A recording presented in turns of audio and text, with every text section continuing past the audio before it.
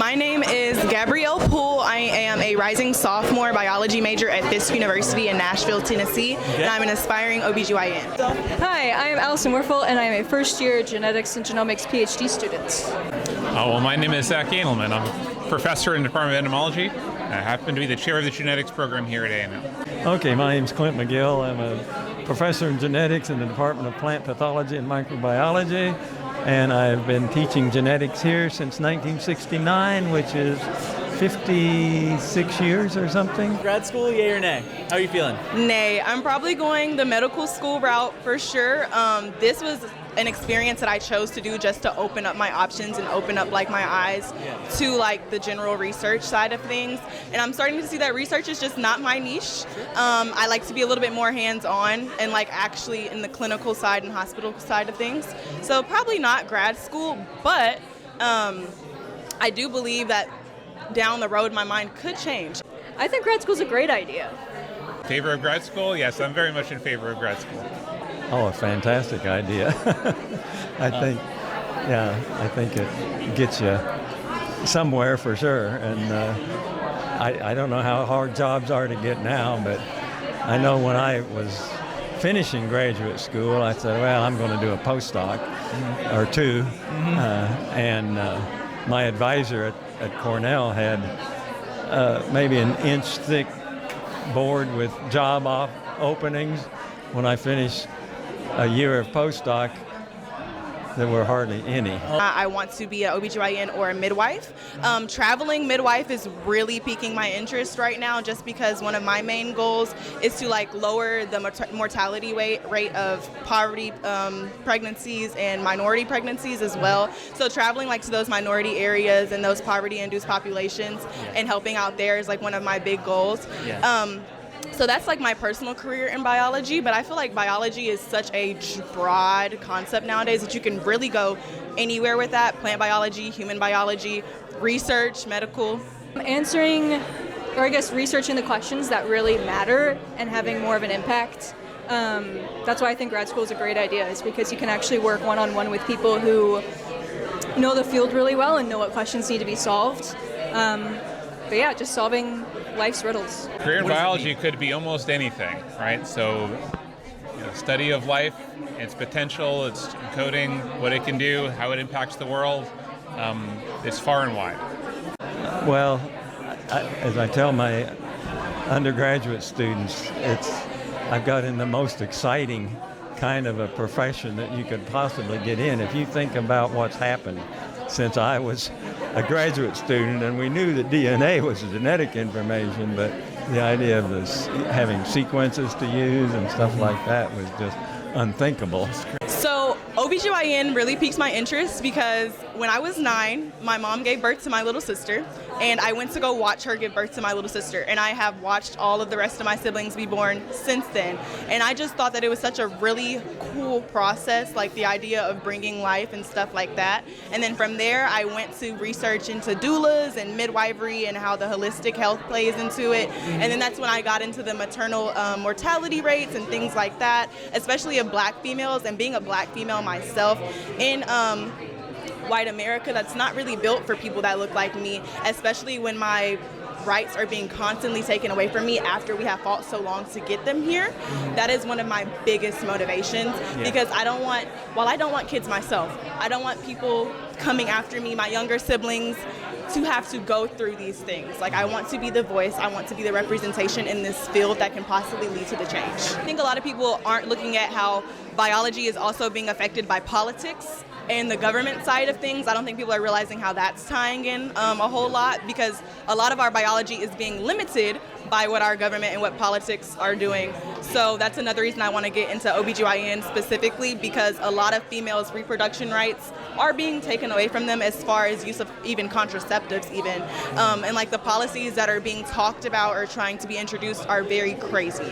So I think a lot of biologists and a lot of scientists, or even people going into the medical field, I know myself, I want to dabble into politics at some point as well, because politics is going to end up controlling our biology field in all. Back in high school, I took a genetics course that just talked about different genetic disorders and diseases, mostly human focused. And then in college, I majored in it. expanded my worldview. And then I went into horticulture because I did an internship there and I really liked the people and the science, but plants weren't really my thing. So then I came here because it was interdisciplinary and because the people are also great, and found that science can be whatever you want it to be. So not doing plants currently, but yeah. I was an undeclared major as an undergraduate, and I ended up taking a developmental biology course my sophomore year. And then because of that course, I ended up joining a developmental biology lab and then eventually going into biology and genetics. I grew up, my mother was a grade school teacher and my dad was a farmer, and I knew that I wanted to go to school. I don't know why, but I did want to go to school, partly because when your dad's a farmer and you're not the youngest son, you probably aren't going to be having to farm. Yeah. And so, because I would have been happy as a farmer, I think, but so I thought, well, I'll go to school, and my advisor there advised me that I should go to an Ivy League school and then come back to Illinois, but I never made it back. But anyway, it was interesting, and I had a graduate student. I worked with Neurospora, so when I was being interviewed here, they wanted somebody that was knew fungal genetics because there were a lot of plant pathogens that are fungi, and I thought, well, that sounds good. I'll go there, and I did it. I accepted the position. At Surge, my normal daily routine would be to wake up. If there's not like a professional development session that we have here, I would just go to lab and we do research, we look at papers. Sometimes we do an experiment. One experiment that we have repeated a lot is extracting the immune cells from the spleen of mice to see if those extracellular vesicles have been working correctly. And that's one of my favorite days. I love to go in the lab and I see the mice out and I'm like, yes, we're doing an experiment.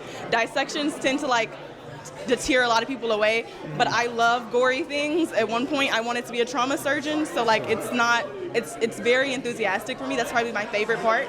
And then after that I go back to my room, I chill. I might read a couple of more research papers if I didn't fully understand what I was doing that day, or I just might look into deeper knowledge on the area itself, just to give myself some more background information so that I'm not completely blind, because like I said, I'm fresh out of my freshman year of undergrad.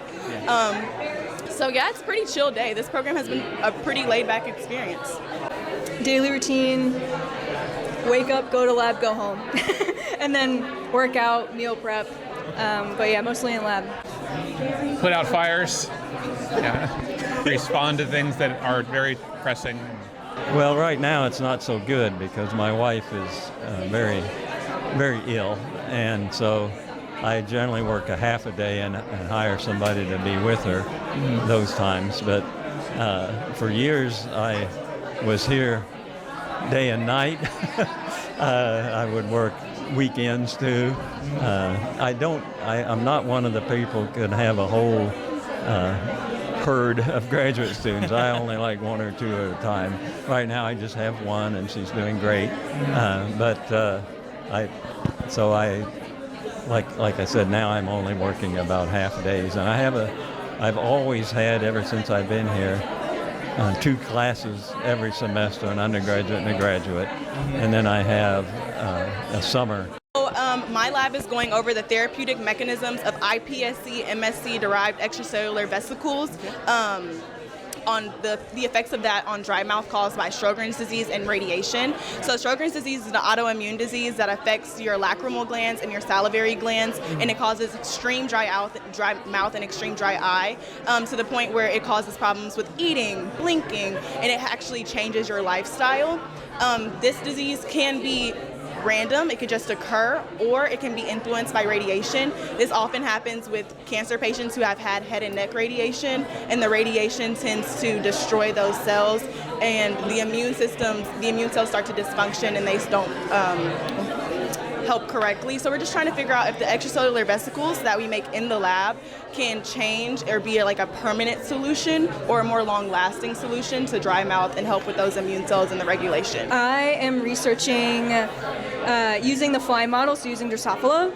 We're looking at different genes that are correlated with Alzheimer's, and we're studying their effects on neurodegeneration using the lipid droplet pathway in Drosophila? I'd like to make some kind of good difference in the world. I don't know specifically what that would be, but we're working in a lot of different areas trying to, reduce the burden that different disease vectors have or insects have negatively on human life and agriculture. So maybe we can make a contribution there.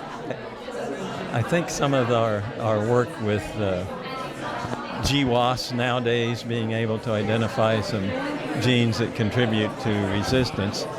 But unfortunately, we haven't been able to do the opposite. We've been really trying to.